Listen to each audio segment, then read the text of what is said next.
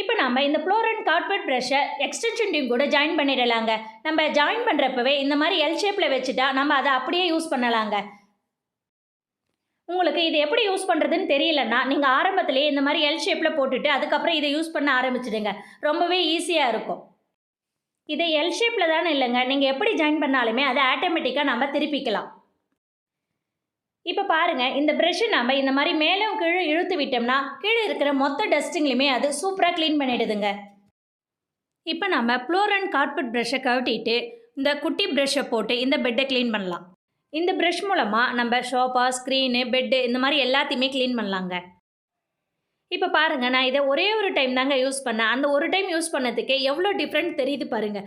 பெட்டில் இருக்கிற கலர் நல்லாவே சேஞ்சாக தெரியுது பாருங்கள்.